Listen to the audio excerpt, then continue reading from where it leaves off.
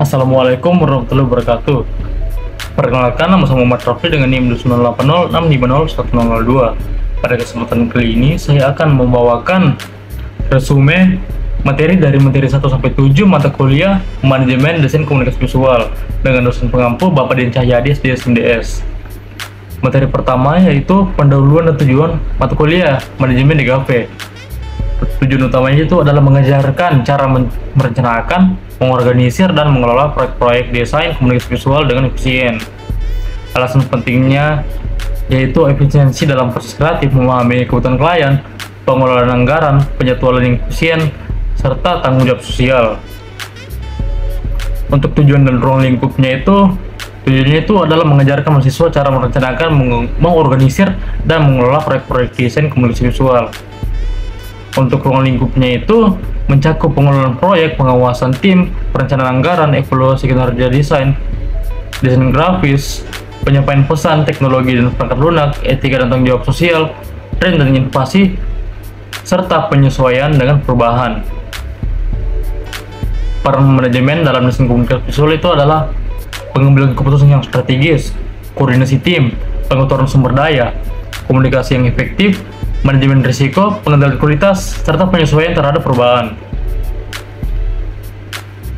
Selanjutnya kita akan membahas tentang pengenalan konsep manajemen dalam desain komunikasi visual. Manajemen desain komunikasi visual. Manajemen desain komunikasi visual adalah proses perencanaan, pengorganisasian, pengawasan, dan pengendalian sumber daya kreatif untuk menciptakan pesan visual yang efektif. Peran dan tanggung jawab manajer desain dalam industri kreatif. Manajer desain memiliki peran vital dalam mengelola proyek tim dan proyek desain. Tanggung jawabnya termasuk pengorganisasian tim, pengawasan proyek, perantaran antar klien, tim, serta menjamin kualitas dan strategi desain yang sesuai. Berikutnya adalah mencapai tujuan desain komunikasi visual melalui peran manajer desain. Manajer desain dapat mencapai kesuksesan dengan memimpin tim produktif, mengelola proyek desain, dan dapat berkomunikasi efektif dengan klien. Berikutnya kita akan membahas tentang perencanaan dan strategi dalam manajemen desain komunikasi visual. Definisi perencanaan itu adalah proses penghitungan dan penentuan langkah-langkah untuk mencapai tujuan desain. Peran penting perencanaan itu adalah memastikan desain mencapai tujuan yang diinginkan, meningkatkan efisiensi dan efektivitas, serta mengurangi risiko kegagalan dalam proyek desain. Untuk strateginya yaitu identifikasi target audiens, penentuan pesan, serta pengembangan konsep. Berikutnya kita akan membahas tentang manajemen proses dalam manajemen DKV. Untuk definisinya itu adalah melibatkan pengelolaan tahapan dari pengumpulan informasi hingga implementasi dan evaluasi desain. Aspek pentingnya itu adalah seperti pengorganisasian tugas, alur kerja, serta koordinasi tim. Hasil penting dari manajemen proses itu adalah kualitas desain yang unggul, peningkatan efisiensi, kolaborasi tim yang lebih baik. Berikutnya kita akan membahas tahapan dalam pengembangan desain visual. Langkah kuncinya itu adalah pengumpulan informasi, eksplorasi ide, sketsa dan perencanaan awal, pengembangan desain, implementasi, serta evaluasi dan penyesuaian. Berikutnya kita akan membahas tentang pengelolaan proyek desain komunikasi visual, konsep dan prinsip dasar. Pengelolaan proyek desain komunikasi visual melibatkan perencanaan, pelaksanaan, dan pengendalian untuk mencapai tujuan. Tahapan utama dalam pengelolaan proyek desain itu adalah pengumpulan kebutuhan, perencanaan konsep, sketsa, pengembangan, serta implementasi.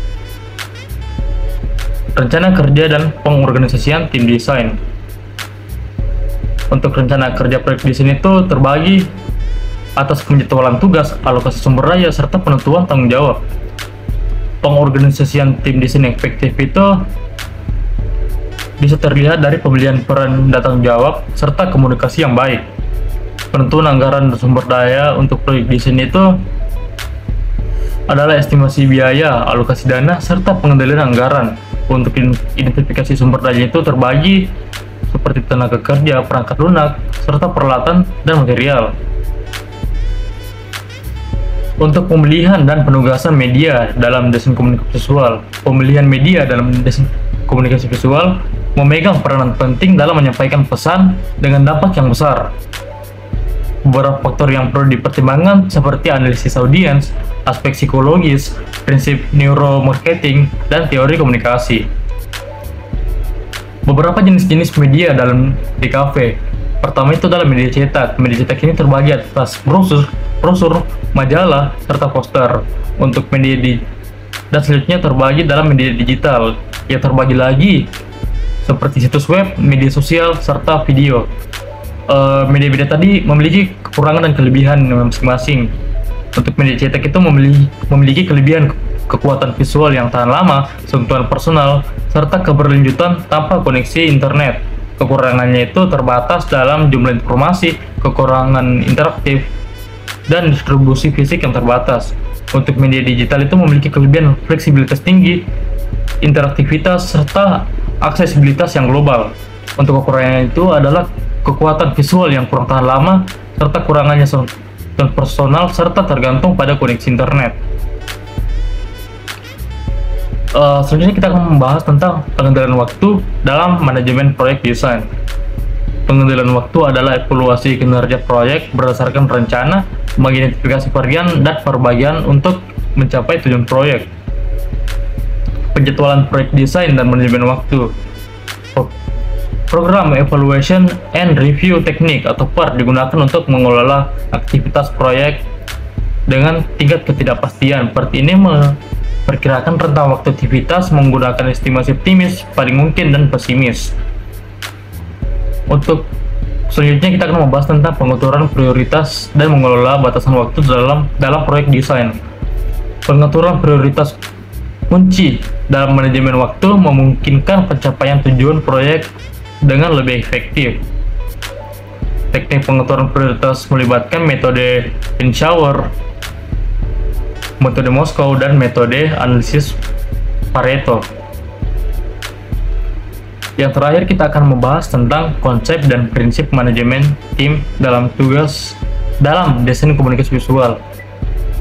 Dalam DKV, manajemen tim memiliki peran kunci untuk memastikan kelancaran proyek dan hasil yang berkualitas.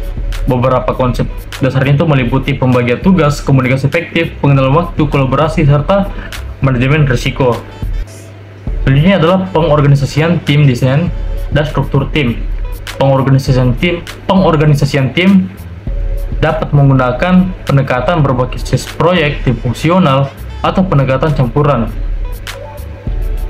Selanjutnya adalah delegasi tugas dan komunikasi efektif dalam tim desain.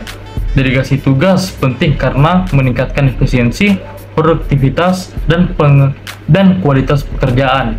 Teknik delegasi yang efektif melibatkan pemilihan tugas sesuai dengan kemampuan anggota masing-masing.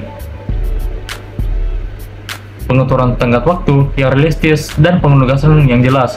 Komunikasi efektif memfasilitasi kolaborasi yang baik, pertukaran ide, pemotongan progres, dan penyelesaian konflik. Oke, sekian dari saya. Tadi itu adalah resume dari materi 1-7 dari mata kuliah manajemen desain komunikasi visual. Kurang lebihnya mohon dimaafkan. Wassalamualaikum warahmatullahi wabarakatuh.